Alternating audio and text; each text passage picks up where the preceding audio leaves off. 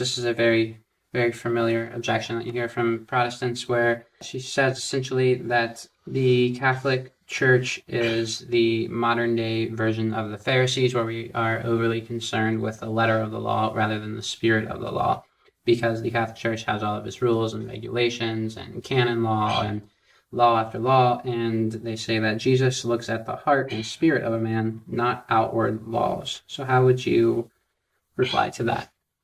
Well, the church was established by our Lord Jesus Christ as a visible society.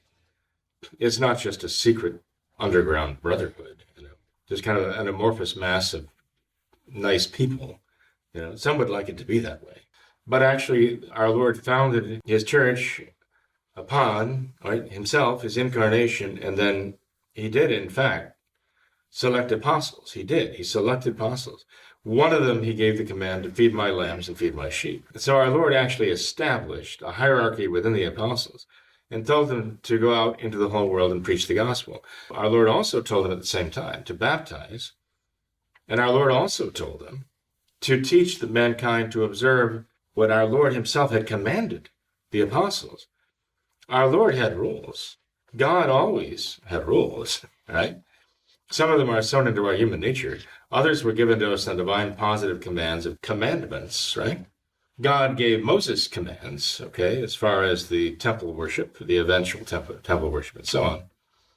And so God is a God of order, and this is what order means, right? Order involves rules. This is what I want you to do. This is what I want you not to do, okay? There's nothing contradictory between that and anything that is truly of God. Satan wants to be an anti-God of disorder, and that's what sin is. Sin is a disorder in the human will to love creatures more than God. That's what sin is. The fact is, our Lord did include in his command to his apostles that they would teach mankind to observe what he had commanded them. So our Lord does have commandments. And St. Paul, talking about the old law, does not deny there is a new law. But the new law of Christ, which he tells us about, is not just a law of be nice to each other. It's not that at all. St. Paul actually gives a discourse on charity, talks about faith and hope and charity all being necessary, but talks about charity being the greatest.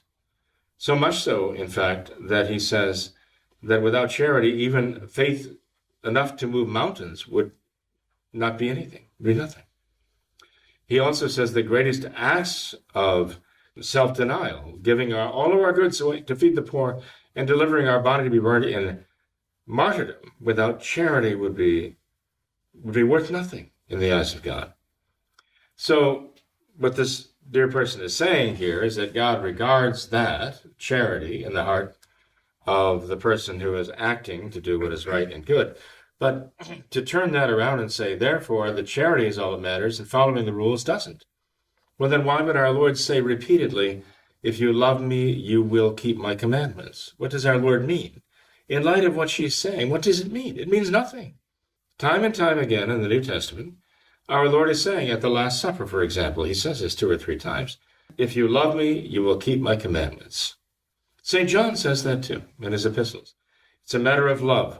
Obeying the commandments of God is a matter of love. Now, it would be very, very foolhardy and actually contradictory to say, okay, so all we have to do is love and we don't have to follow the commandments. But that's not what St. Augustine said. He said, if you love God, you will keep it. You don't need a law because the law of your love for God itself will govern you and rule you and will determine what you do. He's not saying you can do what you want. He says, love God and do what you please. Well, if what you please is what pleases God, yes, right?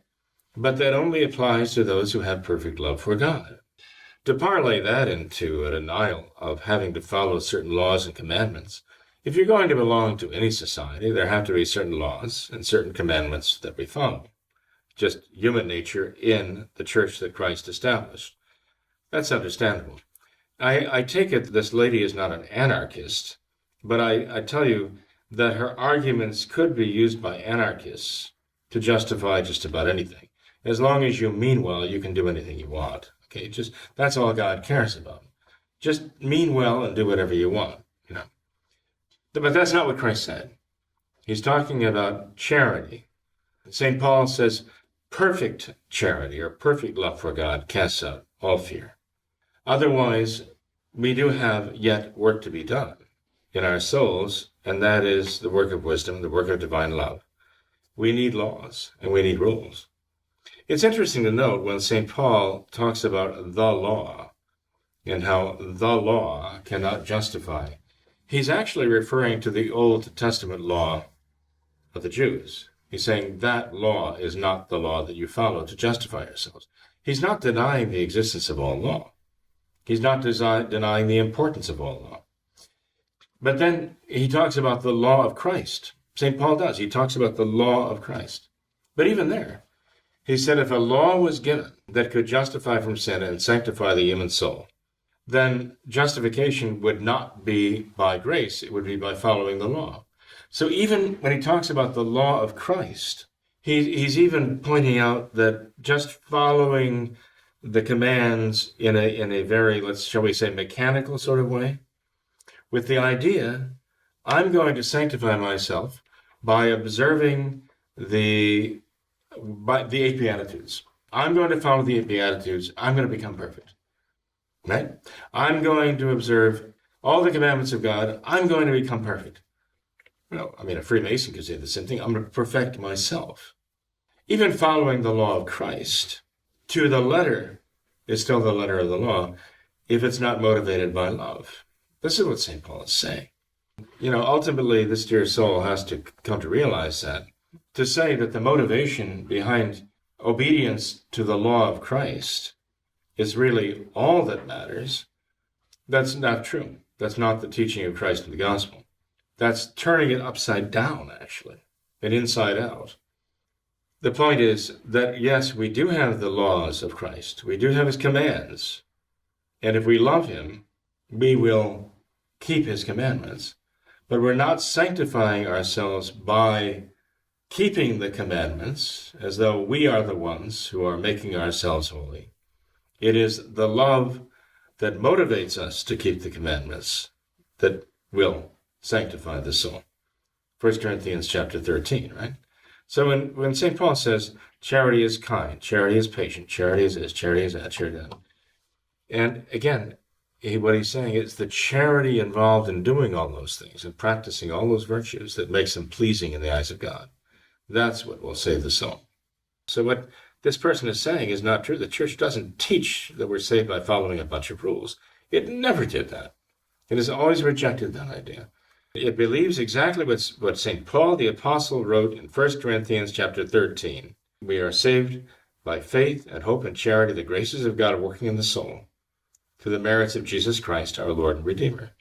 No one can earn salvation. No one can even earn the grace of final perseverance. Even if he's led a life of virtue, you cannot earn the next grace. That's a free gift from God. All you can do is remove the obstacles to it and dispose your heart to receive it. But it's a free gift of God. That's the church's teaching.